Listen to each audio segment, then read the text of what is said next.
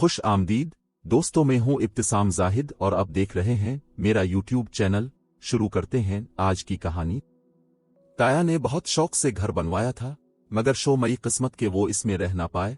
जो ही ये खूबसूरत मकान अमल हुआ, ताया एक रोज अचानक सीढ़ियों से गिरकर चल बसे। सभी ने इसको इत्तिफाकी हादसा जाना, मगर ताई कहती थीं कि ये इत्तिफाकी हादसा नहीं है, ये जगह भारी है, क्योंकि मकान की तामीर के दौरान भी 2 मजदूर गिरकर बुरी तरह जख्मी होकर मर गए थे और फिर शोहर चल बसे। उनके ख्याल में ये मकान मनहूस था।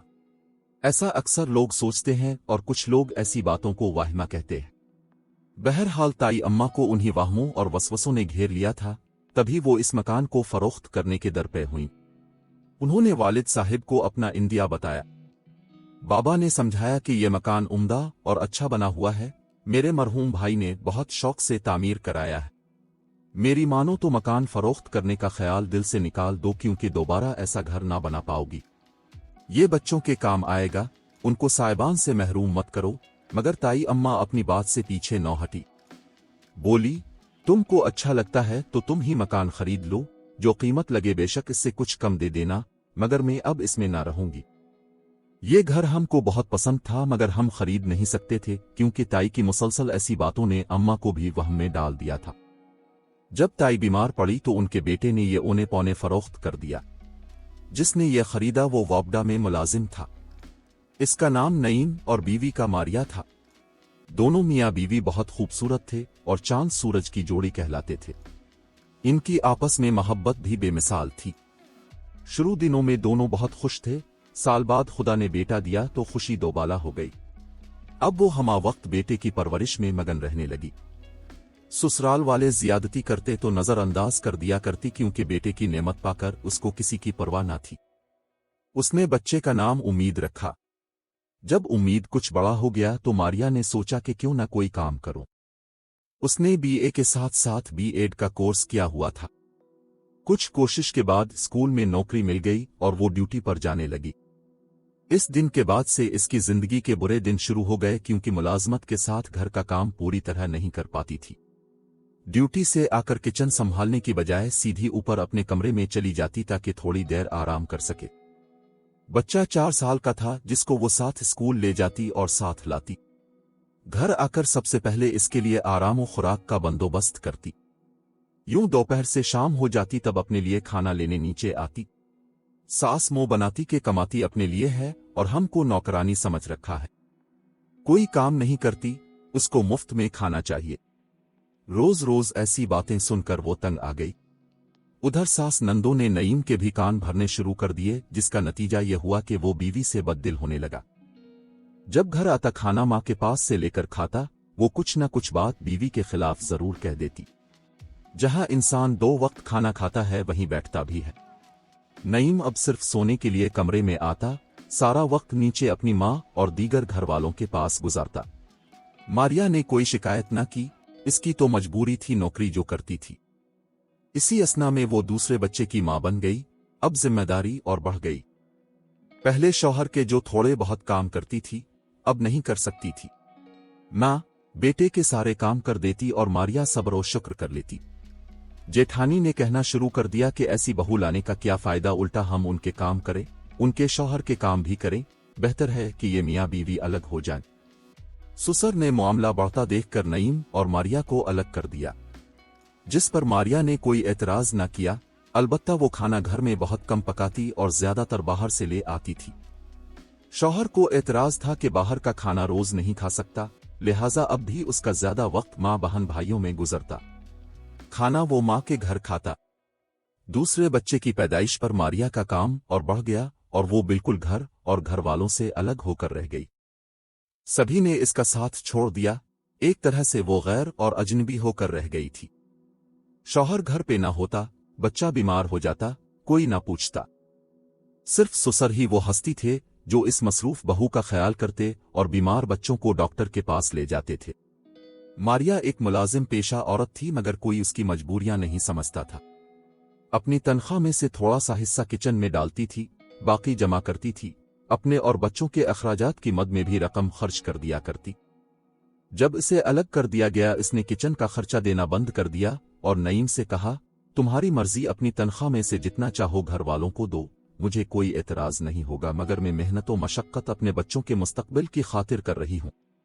अपना खाना भी बाहर से मंगवाती हूँ, लिहाजा अब मैं सास को किचन का खर्चा ना दूंगी। सुसर ने पूछा कि बेटी मारिया, तुमने इतने साल मुलाजमत की है, क्या कुछ जोड़ा भी है? उसने बताया, हाँ अब्बा जी, मैंने काफी बचत की है। कितने रुपए होंगे? 5 लाख अब्बा जी। कुछ रकम अम्मा बाबा ने दी थी, वो भी शामिल है। ठीक है बेटी, बाकी रकम का मैं बंदोबस्त किए देता हूँ, अगर कुछ कम पड़ा तो लोन ले लेंगे। मैं तुम्हारे लिए कोई मकान तलाश करता हूँ, तुम किराए के मकान में रहने की बजाय अपने मकान की मालिक हो जाओ तो बेहतर होगा, क्योंकि मैं देख रहा हूं कि यहां तुम्हारा गुजारा खासा मुश्किल हो गया है। यूं उन्होंने जो घर नईम और मारिया के लिए तलाश किया वो हमारे ताया बाबा का मकान था, जो खूबसूरत और उम्दा बना हुआ था, मगर ताई अम्मा के वहम की वजह से औने पौने बिक रहा। मारिया और नईम इतना अच्छा घर मिलने पर खुश थे, लेकिन मोहल्ले की औरतों ने मारिया को बहुत अजीब और गरीब बातें बताईं। वो बेचारी डर गई और उसने 11 दिन तक रोज घर में सूरा यासीन पढ़वाई। वो हर रोज तमाम मोहल्ले वालियों को बुलाने उनके घर जाती और खुशी खुशी अपने घर पढ़ाई के लिए बुलाती रही। यूं हमारे घर तभी वो आई। मारिया बहुत प्यार से बोलने वाली औरत थी। नईम भी निहायत अदब व इंकिसारी से बात करता था। दोनों मियाँ बीवी हर एक के साथ खुलूस से मिलते। मारिया अब भी स्कूल पढ़ाने जाती थी। वो फिर उम्मीद से हो गई तो ड्यूटी पर जाना मुश्किल हो गया। घरदारी भी संभालनी थी। ससुराल और मैके से कोई उसका हाल दरियाफ्त करने नहीं आता था। अलबत्ता कभी कभी ससुर अपने पोतों से मिलने आ जाते थे। यहां उनको आए कुछ ही अरसा हुआ था कि एक दिन मालूम हुआ कि नईम ने मारिया को मारा है, मगर किसी ने बात न की, ये सोच कर कि ये उनके अपने घर का मामला है। मारिया ने फोन करके ससुर को बुलवाया और कहा कि नईम को समझाइए, अब के बेटे ने इस हालत में मुझे मारा है, जबकि बच्चे की पैदाइश के दिन करीब है, ऐसे में मेरी जान भी जा सकती थी। बाप ने बेटे को तंबी की कि आइंदा बहू पर हाथ न उठाना, वरना ये मकान मारिया के नाम है, मैं तुमको कान से पकड़ कर निकाल बाहर करूंगा। अभी इस वाकये को 15 दिन गुजरे थे कि एक अजीब वाकया हुआ। मारिया के ससुर मकान की छत पर कुछ रखने गए और जब वो सीढ़ियां उतर रहे थे, उनका पांव फिसल गया, वो गिर पड़े और अस्पताल में चंद दिन रहकर फौत हो गए। ये ऐसा वाकया था जिसने सभी को हिलाकर रख दिया। बिल्कुल ऐसी ही मौत सीढ़ियों पर से फिसलने की वजह से हमारे ताया की भी हुई थी। खैर हमने तो चुप साध ली, मगर मोहल्ले वाले कब चुप रहने वाले थे। उन्होंने मारिया और नईम को कहा कि ये सीढ़ियां आसेब ज़दा है। मालिक मकान के अलावा 2 मजदूर भी गिर चुके हैं और अब ये चौथा वाकया है। बेहतर है ये मकान फरोख्त कर दें या फिर सीढ़ियां बंद करा दें और छत पर न जाएं, गालिबन वहां जिन रहते हैं। मारिया ने इस वाकये को खुदा की मर्जी कहकर नजरअंदाज कर दिया, मगर नईम को वहम हो गया।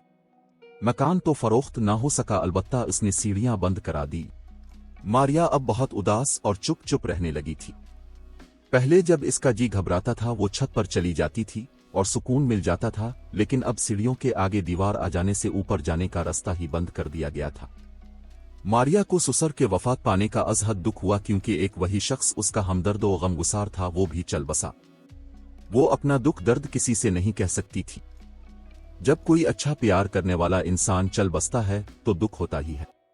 वक्त के धारे में वो बहती रही। खुदा जाने मारिया की किस्मत कैसी थी। वो अपने घर की खातिर मुलाजमत कर रही थी, दोहरे अजाब सह रही थी। नईम को इस बात की कदर ना थी। वो बात बात पर इस पर बरस पड़ता था कि ऐसी मुलाजमत का क्या फायदा जब बीवी होते हुए मुझको सुकून नहीं है।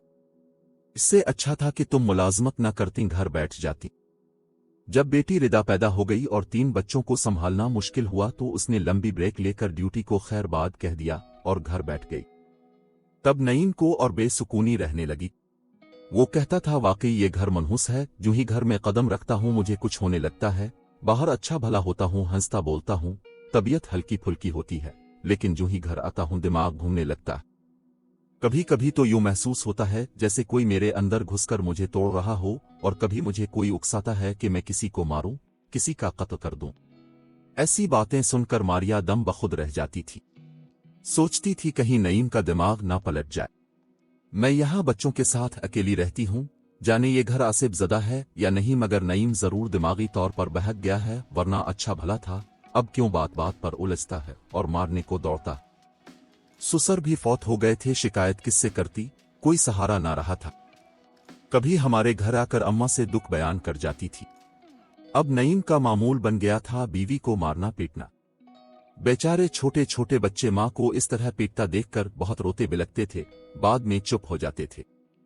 एक दिन रात को नईम नशे में था, जाने क्या बात थी, इसने मारिया को बहुत मारा। इसके गिले में केबल का तार डालकर उसे खत्म करना चाहा, मगर हाथ पांव चलाकर मारिया ने खुद को बचा लिया। रात की चीख पुकार पर मोहल्ले वाले गुस्से में थे और सुबह वो सब नईम के घर पहुंच गए। उन्होंने मारिया को नईम की गिरफ्त से निकाला और इसे बुरा भला कहा कि यहां से निकल जाओ, हम तुम जैसे आदमी को अपने मोहल्ले में नहीं रख सकते। उस वक्त उसने हाथ जोड़कर मुआफी मांग ली और कहा कि मैं आइंदा ऐसी हरकत नहीं करूंगा। उन्होंने कहा कि हम तुमको आखिरी बार कहते हैं कि अगर आइंदा ऐसा हुआ तो हमसे बुरा कोई ना होगा। इस दिन शाम को नईम खुद ही किसी बाबा के पास गया और अपने लिए पानी दम करा कर ले आया। मारिया से माजरत की कि खुदा जाने मुझे क्या हो जाता है, मैं तुमको मारना नहीं चाहता, लेकिन जब मारता हूं खुद मुझे पता नहीं होता कि क्या कर रहा हूं। बाबा ने कहा है कि ये घर आसेब ज़दा है और वो यहां दम करने आएंगे। मारिया ने इन बातों पर ध्यान न दिया, क्योंकि अब ऐसा आलम हो गया था कि वो नईम से नफरत करने लगी थी। दूसरे दिन वो मारिया और बच्चों को घुमाने गांव ले गया। नहर पर मारिया को धक्का दिया था, वो संभल गई और फौरन किनारे पर बैठ गई। इस तरह पानी में गिरने से बच गए। तब नईम ने इसके पांव पकड़कर मुआफी मांगी कि इसने जानबूझकर ऐसा नहीं किया। मारिया अब हमारे घर नहीं आती थी, वो किसी के घर भी नहीं जाती थी। तभी अम्मा कभी कभी खैरियत मालूम करने चली जाती थीं, कहीं नईम ने इसको फिर मारा तो नहीं है। अम्मा, बाबा और दूसरे मोहल्ले वाले इसे बहुत समझाते थे और वो मान भी जाता था। एक दिन हफ्ता था और हम सोचकर सोए थे कल देर से उठेंगे, क्योंकि अगले रोज इतवार था। इस रोज हम रात को ये इरादा करके सोए थे। खुदा की करनी के इस दिन सुबह 6 बजे ही मोहल्ले में शोर मच गया कि नईम मारिया को बाहर सड़क पर मार रहा है। इससे पहले हमारे मोहल्ले में कभी ऐसी बात नहीं हुई थी। मोहल्ले में हलचल मच गई। मारिया के घर के सामने ये तमाशा हुआ। इसकी हालत देखी नहीं जाती थी, इसको इतना मारा था कि कपड़े फट गए थे। ये आलम के अल्लाह मुआफ करे। इसे मोहल्ले के एक बुजुर्ग अपने घर ले गए और सब मोहल्लेदारों ने मिलकर नईम से कहा कि जाकर अपने बड़ों को बुलाकर लाओ। वो बच्चों को लेकर मां के घर चला गया। मकान को ताला लगा गया। बुजुर्गों ने पूछा, मारिया बताओ तुम क्या चाहती हो?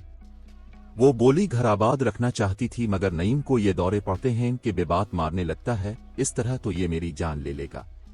मैंने बहुत बर्दाश्त किया है, अब ये सब कुछ मेरी बर्दाश्त से बाहर है। मैं इससे फैसला चाहती हूं, लेकिन बच्चे मुझे दलवा दें। ये बातें हो रही थीं कि नईम का बड़ा भाई आ गया। सब ने इसको लान तान की कि जब से ये लोग यहां आए हैं अब लोगों में से कोई उनका हाल अहवाल जानने नहीं आता। ऐसी संग दिली ठीक नहीं। खैर, फिर सब ने मिल मिलाकर मारिया और नईम की सुलह करा दी और उसने कुरान पर हल्फ दिया कि वो अब अपनी बीवी को ना मारेगा। एक दिन उनके घर से कुछ तोड़ने की आवाज आई। हमने पता किया, मालूम हुआ कि वो अपने घर की सीढ़ियां तोड़ रहा है, क्योंकि छत पर दूसरी मंजिल तामीर कराना चाहता है ताकि मारिया अकेली ना रहे। नई मंजिल को किराया पर उठाने से माकूल आमदनी भी हो जाएगी। इस दिन जुमेरात थी। पहले वो मजदूर लेने गया, मगर मजदूर ना मिला तो बड़ा सा हथौड़ा लाकर खुद ही सीढ़ियों के आगे की दीवार तोड़ दी जो खुद इसने बनवाई थी। फिर छत पर गया। इसी दिन शाम को उनके घर की बिजली चली गई। तार वाला खंबा छत की मंडेर के पास था। वो वापडा का मुलाजिम था, बिजली के तार ठीक करने का काम करता था। बस उसने खुद ही बिजली के खंबे पर चढ़कर तार ठीक करने की ठान ली। जब वो बिजली के तारों को घर से पीछे हटा रहा था तो सारे मोहल्ले की लाइट बंद हो गई। सख्त गर्मी में मेरे मुंह से निकला, अल्लाह करे ये बिजली वाले मर जाएं, इतनी गर्मी है और पंखा बंद हो गया है। अम्मा ने मुझे डांटा कि ऐसा नहीं कहते। अचानक बाहर शोर की आवाज सुनाई दी। पता चला कि नईम खंबे पर चढ़ा बिजली ठीक कर रहा था कि इसके कमर के गिर्द पड़ी बेल्ट ढीली हो गई और वो ऊपर से गिर गया। गिरते ही सर फट गया और अल्लाह को प्यारा हो गया। आन की आन में मोहल्ले वाले इकट्ठे हो गए। हम भी गए। इसकी मैयत रखी थी। लगता जैसे इसको किसी ने गला दबाकर मारा है। आंखें उभरी हुई और उनके गिर्द नील पड़े हुए थे। सर पचक गया था। मारिया औरतों के बीच ऐसे बैठी थी जैसे आंखों के आंसू खत्म हो गए हों। अलबत्ता नईम की मां और बहनें बिलक बिलक कर रो रही थीं। 3 दिन बाद मारिया का घर खाली हो गया। ससुराल वाले दोबारा नहीं आए। बच्चों की भी फिक्र न की जैसे वो उनके कुछ न लगते हों। अब मारिया अपने बच्चों के साथ अकेली घर में रहती है।